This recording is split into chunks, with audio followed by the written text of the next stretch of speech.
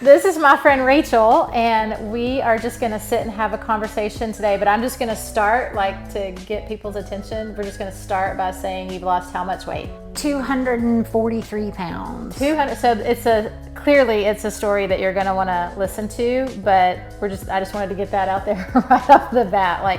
She's lost 243 pounds. So I love Phoenix stories and stories about people rising from the ashes, and that's exactly what she's done. And that's why I want to help her share her story, because it's a powerful one. So stay with us and listen to her story. And then I'll just kind of get us started too by saying that the way we know each other is because Rachel hired me in 2005 to be her personal trainer. And she was not over 400 pounds at that point, but she was newly married and struggling to lose a little bit of weight. And so that's how we met. We lived in the same neighborhood, and I went to her home to train her. Sometimes she came to my home because I had an elliptical machine in my bedroom at the time. So we go back 20 years, and then fast forward to a couple weeks ago, I'm here at Phoenix Wellness Center working one day, and her husband walked through the door, having not seen each other for 20 years. And so they were just in the area, and she follows me on social media, so she just found me. And it was like an incredible surprise. But that's when I got the short version of her story. And now I'm helping her become a certified personal trainer. So for me, it's full circle. It's really cool for me. And you're just a really cool person, really cool story. So I think that people will be very inspired when they hear your story. So I'm happy to help share it. So Thank you. I was definitely in that mindset when you and I were working together. Prior to working with you, I had started a couple of years before that. I had started at 243 pounds, and I got down to 163 pounds. And then I met my husband, and we met, dated, and got married in 5 weeks and 1 day. And it was kind of like a whirlwind thing. And I moved in with him there in Plum Creek, just down the street from you. And I had gotten married, and I was, instead of going to the gym 6 days a week at Gold's Gym, training with a trainer there, and never putting something in my mouth that I wasn't supposed to eat or drink, whatever. I met a guy, and I got married, and I got happy, and he wanted to go to dinner, and he wanted to go places. And I think I kind of had gotten on this mindset that, hey, I need to enjoy a little bit of life, and this is the reward for all the hard work I put in. Mm-hmm. When we began to work, I had gained probably about 10 or 15 pounds at the time that I started working with you. And I was like, okay, I know what I need to do. I need to keep working at this.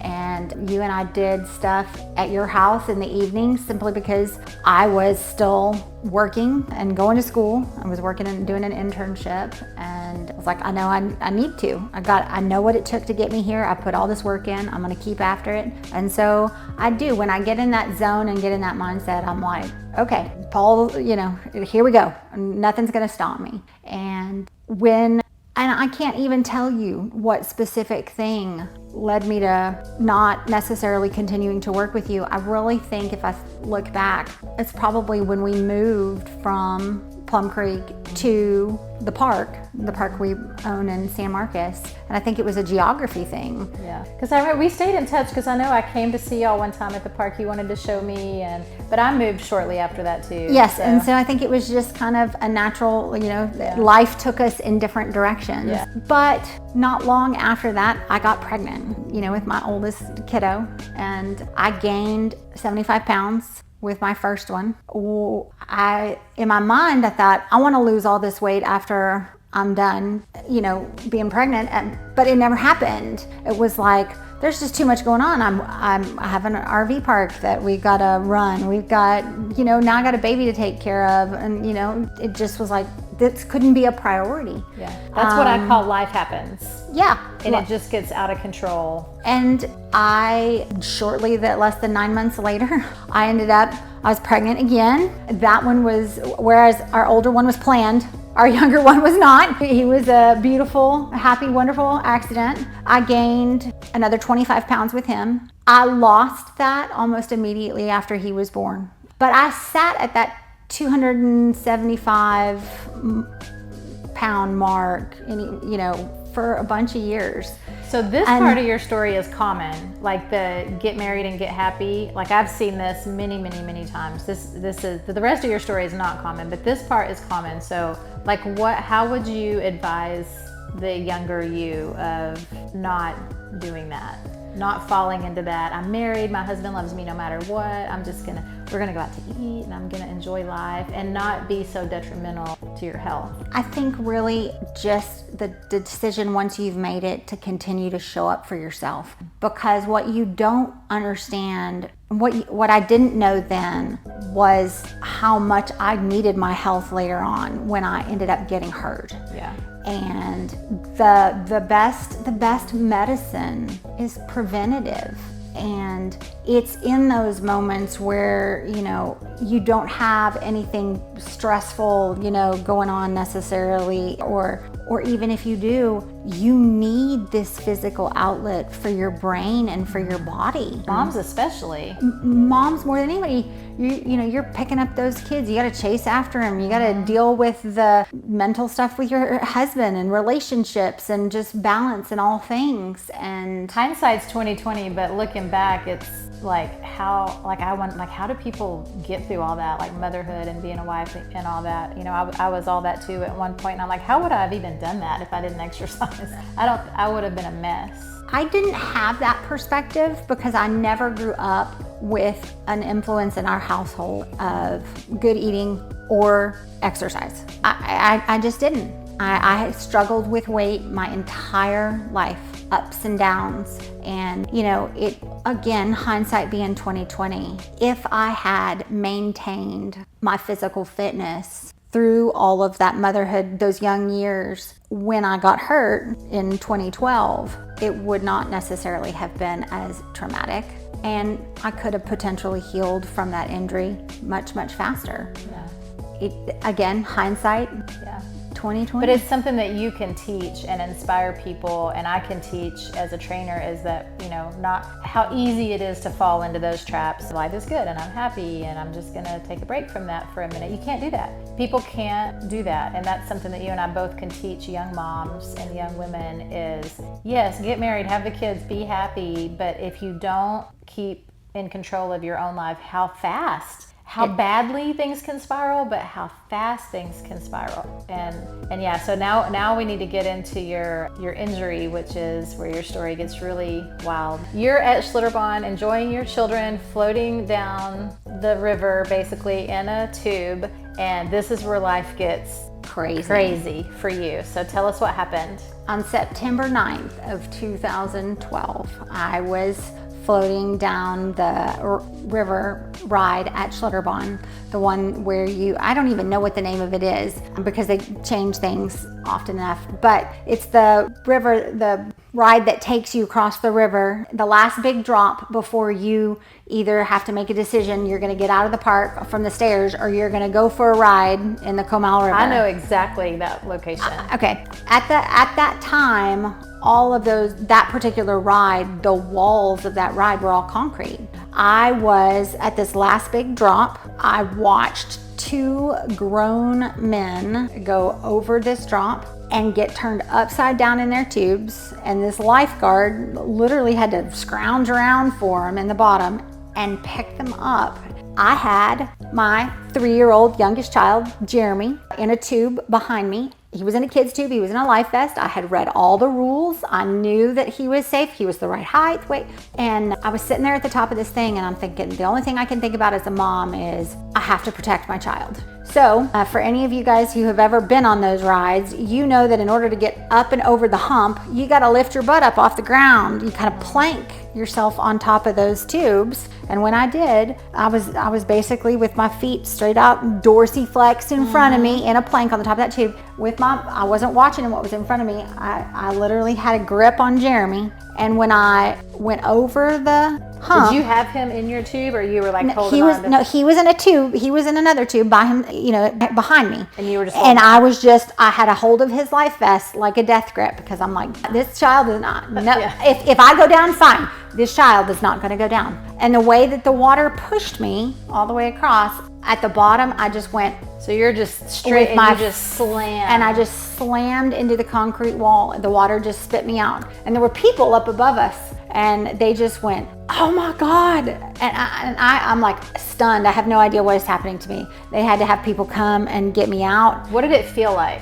Pain or just adrenaline? It was pure adrenaline. Okay. I didn't feel pain at all, because I was so frozen. Yeah. The only thing that I could remember thinking about is Jeremy's still upright. I'm like, okay, whatever happened to me, fine. My baby's okay. So they ended up taking me to the, emergency little first aid station. Ended up having to go to the hospital, did, MRIs on my ankle. I went through a lot of surgeries, a lot of physical therapy. Basically what happened is that my leg bone went into my ankle bone. It created a 1-inch crater in my ankle bone. It took off a 1/4 of a centimeter of jagged bone on the bottom of my leg bone, and it destroyed all the tendons, ligaments, cartilage, nerves, everything in between my leg and my ankle bone. I lost my ability to walk. Yeah, this put you in bed for a while. I was about 275 pounds when this happened, and it changed my whole life. It changed my kid's life. I ended up on a knee scooter I had 2 multiple reconstructive surgeries, but I spent about 4 years total on a knee scooter. Or I spent it in bed. I spent a lot of time in bed with my foot up in the air. So for someone that had worked out for years and had kind of done the yo-yo up and down and pregnancies and all that, now you're unable to work out, just trying to even if I had wanted survive, laying in bed and then, still eating, because Yeah. that's the part that doesn't get to stop. Right. My poor husband, I was the cook in our family. My poor husband, he didn't know how to cook hardly anything, but I used to lay in the bed with my foot up in the air, and he'd be at the stove and he'd be like, okay, what do I do next? Because if my kids were going to get a home cooked meal, somebody had to figure out how to help them. But, I went from being physically capable, even at 275 pounds. I mean, you're at Schlitterbahn with your kid having fun, like you were being active, a mom. We had a group yeah. of friends there. I was doing all the great mom The cool things. moms, yeah. And in a moment, it just got taken away. And, So you call it the 8-year injury. So from the day of the accident, it was 8 years before you started to... So I spent 4 years basically having multiple reconstructive surgeries, doing massage, doing physical therapy. I discovered massage therapy, dry needling, all of this.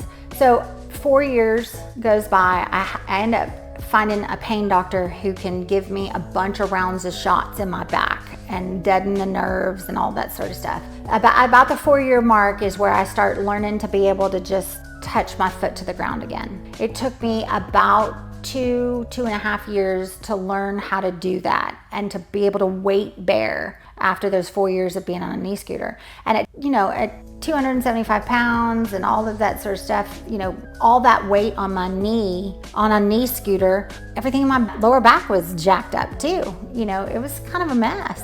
2.5 years learning to just put my foot to the ground again, and then 2 years beyond that, walking with a cane. Through the course of this whole process, I had a conversation with my surgeon about having my leg amputated below my knee, because my thought process was, people run marathons with prosthetics. I can't even put my foot on the ground to walk. I'm like, I've got to do something. Like, it's damaged. Let's just replace it with something new so I can exactly hit the gym. Exactly. Or at least so I could have a life. Even if the gym. Right. So you can cook for your kids. I could stand at the stove and cook a meal for my family.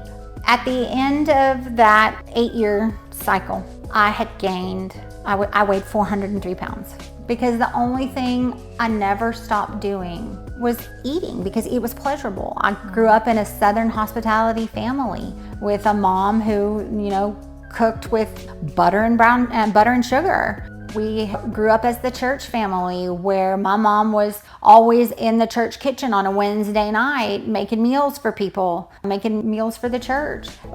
So food and the joy that it brought me, both socially and just it tastes good. It's got some happy. It was where my happy was. Yeah. It was my only source of real comfort at that point, and I just didn't stop. It's the only thing that didn't stop. I got 403 pounds the day I went and had surgery. So 8 years going through all that and 403 pounds, and then now talk about what changed everything. I'd gotten to a point where I was like, I was a prisoner in my own body. And I was like, I've got to do something different. I don't know what is going to get me there. I had a friend who had some connections to some doctors in Mexico, and I went to Mexico and had what's called mini gastric bypass surgery. It is actually not approved to do here in the United States. Still? It is not. I have a theory about that, but mini gastric bypass surgery is where they do not do both ends of the Roux-en-Y cut. They only do one of them. I still have all of the small intestine. So the thing about mini gastric bypass surgery, which is so unique, is I have none of the nutritional deficiencies that most gastric bypass patients do, that have to go on medication and be followed up with things for the rest of their life. I don't have that because I lost the capacity with the first top cut of the mini gastric bypass surgery, but I still had what went in. I have the ability to absorb all the nutrition from it, and so that's what makes it different. So it really just kind of, in a nutshell, you just can't eat as much. I can't. You have to eat very small amounts. Correct. But it still absorbs. I still absorb all the nutrients. So as long as I continue to choose to put what's good in my body, I'm getting all of my nutrition from that. Yeah. And the downside of what happened to me, I did go to Mexico to have it done, but when I came home, I had this strange looking device on me, and it kept collecting a bunch of blood. And it turns out that they had attached a colostomy bag to collect the blood. And as I ended up back on this side of the border, and I had lost so much blood that I needed to go to the hospital here. And when I went to the hospital here, I almost had a blood transfusion, almost like 0.1, liter, whatever it was, away from having to have that. They were able to stop the bleeding, and so that was good. But I spent 3 days in the hospital here. I ended up with staph infection that I had to do outpatient wound care for 6 months after that. But the backhanded blessing of what I did was the hospital sent me home with home physical health therapy and home occupational therapy. So all of a sudden, I went from basically being in the bed most of the time, very limited activity, to somebody started coming to my house 4 days a week, teaching me how to get up out of the bed and get to the bathtub, how to get up out of the bed and walk to my stove. So this was because of the surgery? I mean, this had nothing to do with your ankle. This therapy, physical and occupational, was just to get you functioning. It was to get me able to get to the bathroom. Get me functioning again. And lots of times tragedy happens to us, and it's up to us. I mean, you don't see it when you're walking through it, but you can feel later on what I call backhanded blessing. And the backhanded blessing of making the decision to go to Mexico to have this surgery was that I ended up in the hospital. Okay, you got to make lemonade out of lemons. That's what I did. And the physical therapy and the occupational therapy, so all of a sudden I have very restricted amounts of calories. I have an autoimmune issue that I had discovered several years before all this. And that calorie restriction, all of my autoimmune issues basically just kind of disappeared. So I don't feel bad anymore. I feel good. I have physical therapy and occupational therapy come into my house 4 days a week. And you're to the point where you're walking. I mean, I can put one, just one foot in the front of the other, walking. kind of sort of walking. Yeah. The first time I had somebody come to my house who was a physical trainer after the physical therapy and the occupational therapy piece was over, I had a physical trainer put me on a treadmill I did 3 minutes. Okay, this is where, now we're getting into the part of the story where your whole philosophy now stems from, and I'll let you say it, but the way you think now. Well, first of all, you're very preventative. And second of all, you have this philosophy of what it takes to just be able to do a little bit more every day. So this is where that part of the story starts, when you kind of develop that philosophy and start losing all the weight and really working out hard. Right. With the physical therapy and the occupational therapy, I realized it wasn't about what I couldn't do. It was really about what can I do today. And it started with 3 minutes on a treadmill. Yeah, 3 minutes on a treadmill is that's all I could do. I was exhausted when that was over. But 3 minutes the first day, became 3 minutes and 10 seconds the next day. And it just became about, I'm sure I got to show up for myself. And I just have to do a little bit more today than I did yesterday. And the progress that came from that, I just really realized I needed to be there for me. And in order to take care of me, all of a sudden I could cook a meal for my family again,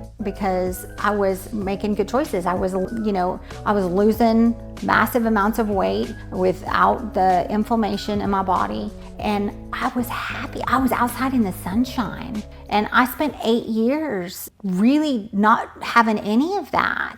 I was just like, okay, this is the road I'm walking. And I literally just kept walking, so that on my 41st birthday, I walked my first mile. And through the course, I have met several different trainers along the way who just had conversations with me about food and emotions that I'd never thought about before. I was like, okay, I understand how I got here, being raised in that hospitality family. I love people, and I love food, and just like, but there's got to be a balance. And I have, at each piece where I've run across a trainer who has then helped me change my life. Like, it's been so amazing. It's been such a blessing. Yeah. And this is where your passion has come from, thinking about you being a trainer and getting certified, and because you went through this with a bunch of different trainers. I mean, I was one of many, that it has put that fire in you to want to be able to inspire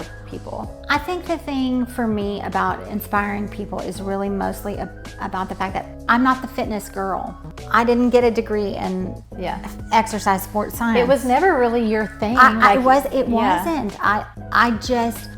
necessary. It was absolutely necessary. Yeah. And I have reaped the benefits of walking through all the bad crap. And it's like, people need to know, no matter where you are and what you're doing, like whatever you're walking through, it's not about what you can't do. Yeah. It is only about what you can do in this moment. Right. So this is the philosophy. This is where that's what got you through all the workouts, all the days of it's not, and this is what you'll tell your clients eventually, is it's not about what you can't do. It's only about what you can do, and showing up for yourself and putting in the work for yourself. So it got to the point, tell about when you got past the 3 minutes on the treadmill and then a mile, and then what that led to, and how, like, what a day looked like for you, because I love this. Okay, so on my best days, I would get up, I would walk 1.5 miles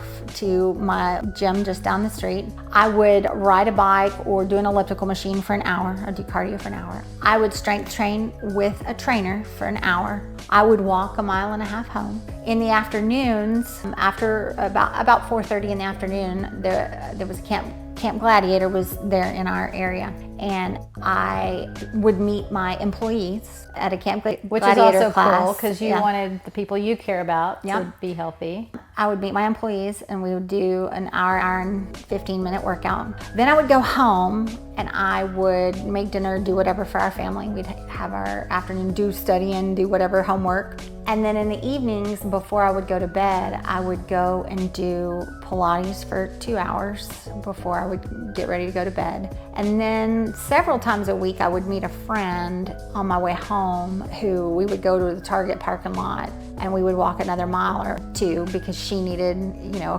cohort, somebody who was in it. She was trying to make some better choices for herself, and I would meet her at night, and I would do that before I would go to bed, and I would do that 4 or 5 days a week. That is the schedule of a woman who wants to be there for her children and live a long, healthy life. Yeah. And I wanted to be a better example for my boys. I didn't have the example growing up a healthy lifestyle in any way, shape, or form. I didn't. The best influence I had was my dad's mom. After she retired from being a teacher in Austin, she kind of went on this glycemic index kick, trying to figure out about stuff. And that was really probably the beginning of a conversation that I'd ever had about really what did it mean to be healthy. But genetically, my two boys do not have great healthy influences on either side. Yeah. They're both sets of family overweight, immobile, heart problems, cancer problems. If I don't change this now for them, if I don't show them a different way, what chance are they gonna have someday? And so many people don't ever do that. So many moms don't ever do that. You know that saying, mothers say that they would die for their children, and most of us obviously agree with that, but would you live a healthy lifestyle for your children? And for most people, the answer is no. We live in such a toxic world where it's so hard. And you've been here for a few days with me kind of picking my brain on what it's like to be a trainer, and we've talked a lot about how do you as a trainer get people to see that and understand that and get out of the bed and onto the treadmill. And there's no magic. There's nothing I can say to my clients. I've been a trainer for 34 years now. There is nothing I can say to you or anyone else that's gonna make them get out of that bed. I can say to a mom, look, you are not showing your children what you know, that's your job. God gave you these children. It is your responsibility to teach them how to be healthy, you know? And someone could have said that to you early on, and it probably, you can't say something to change a person's mind. It's the same. Food is an addiction. So it's like telling, the person who's addicted to crack cocaine, okay, listen, you're ruining your life. You got to stop doing the cocaine. It's the same with exercise, and there's nothing I can say that's so powerful that someone's going to go, oh, okay, Wendy, I'm going to start taking better care of myself. It sometimes takes an illness. It sometimes takes an accident. Usually something will happen in a person's life, but it's like the limiting thing of a trainer, because we can teach people exactly what to do, but getting them to do it is on them. It's always on them. And that's the hard part of being a trainer, because if we just feel like we're beating our head against the wall, why won't they listen? Why won't they just do what I say? Why won't they be a good example for their kids? Why do they not want to feel good? But it's not something that we can make people do. It's definitely not an easy thing to do for anyone. And that's really where, for me, the conversation starts with a person about, what are you ready for? What do you want to do? What is important to you? You talked about an illness, and I think about injury. If all we do is wait till that tragic moment, we're always trying to play catch up. Yeah. Instead of, we know tragedy, we know risk, we know injuries are going to happen. It's not a matter of if they're going to happen. It's just a matter of when. So how do we get ahead of that? How do we learn how to prepare our bodies? How do we prepare our kids someday for life on their own? How do we get prepared? And the thing is, when most people start that journey, just like me and you and everybody else, and we fall in love with it, and it becomes our lifestyle because it does make us feel better. We go from being tired and in bed and having a headache or whatever to feeling great because we worked out that day. So for most people, if they do get started and they feel that adrenaline and the energy and they sleep better and all these good things start to happen, a lot of times it catches and they're in it now, like it's their lifestyle. And so that's where, as trainers, we can kind of catch them on that swing and be like, okay, let me show you the safe way, help them figure that out. But it's just getting them from the bed to the gym. Yeah. That's the hard part. Or out to, like you, to just walk to the mailbox, or just, it doesn't even have to be a gym, but just helping people, just being beside them in that journey. Absolutely. I want a chance to just listen to people and say, hey, I'm here to support you. Yeah. If you're ready to do something different in your life, let's go. It is the most rewarding career I can imagine. I know there are other rewarding careers too, but to get to watch a friend go full circle like you have, and then knowing that you're going to go out and train people that are probably in the same scenario that you are, people that want to lose a lot of weight and that you're gonna be able to help them it's rewarding for me. It's just a cool, I recommend this, like wellness industry, personal training, anything, for anybody that cares about other people, because there's days that you just literally want to beat your head against the wall because you just cannot get to this person, you know.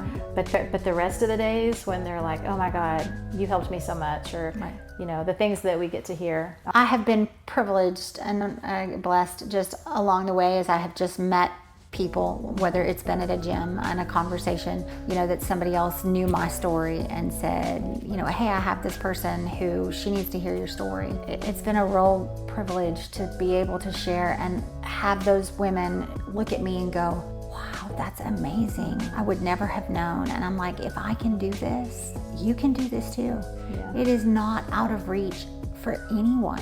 It's been so fun having you here the last few days, because you've met my clients and they get kind of the short version of this story, and people are like, oh my God, there's no way. You weighed 400 pounds? There's no way. Yeah. Like, you would never know it, you know? Well, I try and put everything kind of in the right place, you know, with the right clothes, so I kind of, you know, it makes it a little less obvious. But you just carry such a, you know, your vibe is just positive and inspiring. And that's, you know, thank you for saying that. I want to be able to positively impact other people. I want that. I want people who come from this, I don't think I can do it. Yes, you can. Yeah. Yes, you are absolutely proof. Can. Yeah. Everything you need is inside you already to make this change. What can you do today? What can you do today that you couldn't do yesterday? It's not even fancy. Yeah. It's just really basic. It's simple. But can you show up for yourself? Are you ready? And all right, let's go. I'm here to support you, you know, so. Well, I want to know what we've kind of done, you know, the story from getting married, but also just in your childhood that you didn't have the good influence, and then getting married and then having the kids, gaining the weight, having the accident, having the surgery, losing the weight. So what's next? What's the rest of your story? Well, I want to finish this personal certification thing. I found Pilates along the way, and I am an absolute believer that every human being on the face of the planet should be introduced to Pilates, because strengthening and stretching is a huge, huge thing. So my next step is, after I finish this personal training piece, I'm gonna go get a Pilates certification. I'm really interested in rehabilitative Pilates. I don't know if I will get that far, but we'll see. The next step beyond that is, I love Wendy to death. I love all of the things that I have seen come together in the last few days of limited experiences I have had, just trying to like put them all together in a comprehensive wellness, you know, program. And I would love to bring something like what you're doing here back to the San Marcos, New Braunfels area. Which is my old stomping ground. I mean, I got my exercise science degree in San Marcos, lived there until 2009. So that again would be full circle. Full circle, right? Yeah. I think that would be a really, really neat thing to be able to do. My thing, for just myself, I just want to learn more. You're like a sponge right now. I can tell you just want to soak it all in. And I want to hear people's stories. I want to listen to their experiences. If my story can help inspire someone else to do something, you know, but I want to collect other people's inspiring stories. And I feel like as a community, like we can build each other up. Mm-hmm. You can rise. You can rise. We all can. Out of that. And well, when you're hosting your own podcast one day, I just want to be your first guest. Absolutely, deal. I think that would be awesome. I want to listen. I really want to listen to other people. I want to listen to their stories, and if we can help them connect the dots to make their future better. Yeah. Just walk beside them. Yeah, that's what I want to do. Be a part of it. Yeah. Stand back and one day go, oh my gosh, do you remember when? And then you're looking at them going, look at what you've been able to accomplish. And you did this. You did this. I didn't do it for you. Yeah. You did it. And it was always there. That's the thing, is nobody can do it for you. Like, we would do it for people if we could, you know. You had all the right people. You had a supportive husband too. We have to give David a shout out, because he has been a wonderful husband to you. So when he watches this, David, kudos to David. Kudos to David. I love you, baby. Yeah. Absolutely. I am very blessed. He became the #1 caretaker, and that was a hard role for him to be in. Most men I know, or I've had a lot of women say to me, my mother especially, she's like, most men wouldn't have stayed through all that. Yeah. But he did. Yeah. And he's gotten healthy now. He's lost a bunch of weight. He goes to the gym. My boys go to the gym. And we do it together collectively, kind of as a family. Yeah. Because moving your body, it's crucial for your long-term health. It's crucial for you to be able to be emotionally sane. I mean, moving your body movement is medicine. And Absolutely. Movement is And losing, I don't want to say you lost 8 years of your life, because you didn't. You were still a mom, you were still a wife. You might have been in bed, but you were here with us. But there's so many lessons, and I've learned this with, Lyme disease. I've met a ton of people that are bedridden for a long time, which is hard for me to wrap my brain around, your situation or their situation, because I've always been able to go and function to some extent. But to me, it makes, if we can teach people before they get to that bedridden point how to prevent that. And you and I are both very preventative in our mindsets now, but just helping people, and things like this podcast and your story and this kind of information, I think that's where it's so valuable, is maybe catching somebody before they get to that point. Because I never thought I would have an illness, not in a million years. You don't live your life thinking, boy, I could go down at any moment and end up in bed, especially when you're raising little kids. It just doesn't, it's always something unexpected. It's the Schlitterbahn, or it's an illness, but so much of that can be prevented. And we are in a position to help people just prevent things like that in the first place. I think about, we're here in Kerrville, and, nobody plans for a flood. Nobody plans for tragedy. Yeah. But if you're as prepared as you can be with, your physical health, your mental health, it's crazy things happen unexpectedly. You just gotta. And we get these life lessons all the time handed to us, whether it's a flood or a death in the family or whatever, is that life is short and we're only here for a small amount of time, and we need to make the most of it. Absolutely. So it would be sad to spend any more time in bed. Yes, absolutely. So get out there, get healthy. Don't make it about what you can't do.